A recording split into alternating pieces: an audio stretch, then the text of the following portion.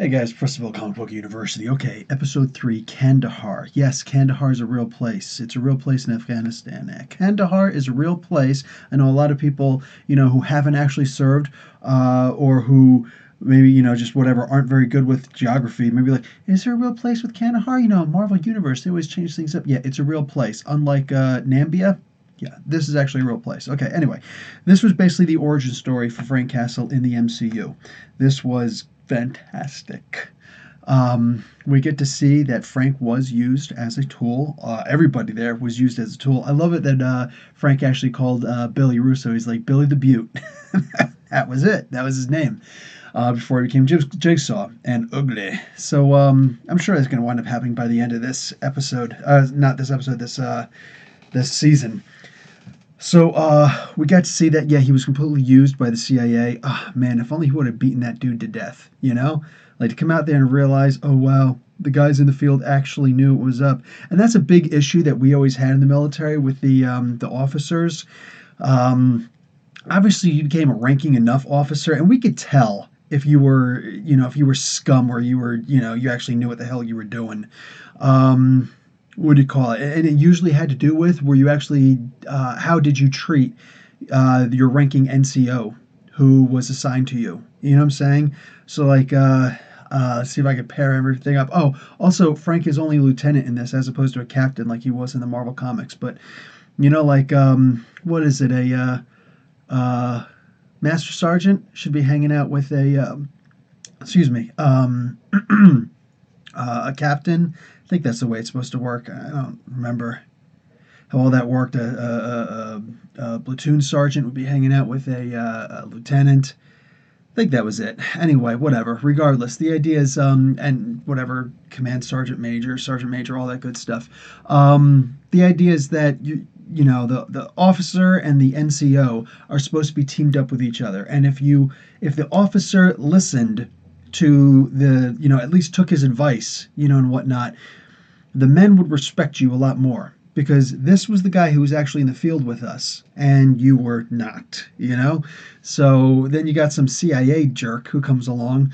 Wow. And no, I've never had to deal with that stuff. I was smarter and I got the hell out myself. I was in for 6 years, and only the first 4 years was actually into it. After that, it was like I just can't wait to go home. I can't wait to just finish out my term. I'm done.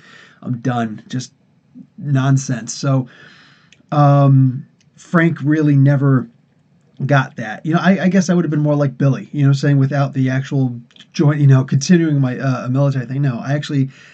So actually, no. I guess I would have been more like what's his name? The black guy. What the heck was his name? The cool guy who's actually running things. The guy who became I'm sure a lot of people call him a social justice warrior. Anyway, yeah, just doing a second life, doing an actual real life. You know what I'm saying? Frank realized by talking to Micro that, yeah, he was played like a fiddle. It's a shame he was never able to realize that beforehand in this. That's a real damn shame. But it does fit well enough with the Punisher. This Punisher is a lot more tame. If you're not familiar with the comics and just the Marvel movies, this Punisher is a whole lot more tame than the one in the comic books. And you don't even have to go as far as like the Max comics to get that. Just the idea that you've got a Punisher who will what do you call it? He changed his name so he could do extra tours of duty. I mean, like he couldn't forgive people. He was going to take the seminary and all that good stuff, and he couldn't forgive people, so he refused to I don't know to be civil. Like he just wanted to hurt people, and he wound up getting burned in the process. Here was actually CIA or whatever, some secret organization coming back to haunt him, trying to kill him and killing his family, just everything to hurt this guy. But in the comics, it was just more of it was a random gang hit. The Nushis were just apparently a quick thing here in the MCU. I'm kind of hoping more of that comes to a head, but seeing Micro being able to handle his own in this was actually really good. Because, yeah, in the comics, he's just some fat guy who's just whatever. He's ridiculously smart, but that's all he really adds to anything.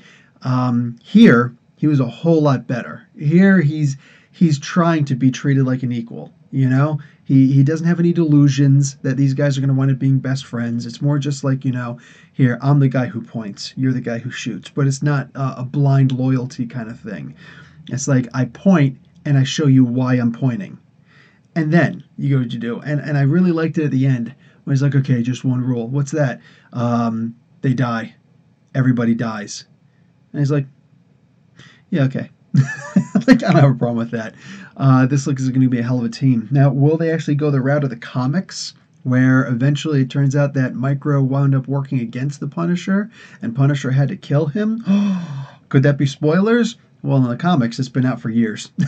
Just saying, it's like reading the script long before the movie ever comes out. I don't know if they're going to follow that stuff. You know what I'm saying? You never know what they're going to do in these movies. They change things up all the time. Karen Page has nothing to do with the Punisher in the comics, so who knows what they're going to do. The idea is that it feels to me like all of the major key players here are close enough to their comic book, countenances that, oh, excuse me, mozzarella sticks. Me and my cat tore some mozzarella sticks up. Oh, yeah, she was eating them too. So, cats are cute. Give me the mozzarella stick. Bring it closer. Bring it closer. But, what do you call it? Yeah, just, oh my God. They're so close to what they're supposed to be in the comic books, what we've always read, that I can look at this and I feel, even though the stories are different and everything, I know this is the Punisher that I'm watching. It's not just some guy like Dolph Lundgren. Like, where's the skull? What's up with the knives? Why are the skulls on the knives? Like, who's making these knives for you, dude? So it's easy to just spray paint a skull on your chest. Why do you have knives instead? But no, this is actually really good. I love watching this. This is just like, a comic book genius sitting down and writing a brand new comic, but instead of reading it in a comic, I'm watching it on TV. It's an entirely different Punisher story, but it is a Punisher story. Damn, this is good. All right, guys, hope you're enjoying this half as much as I am. Actually, I hope you're enjoying it as much as I am, but, whatever. All right, guys. Professor Bill, Comic Book University. See you in an hour.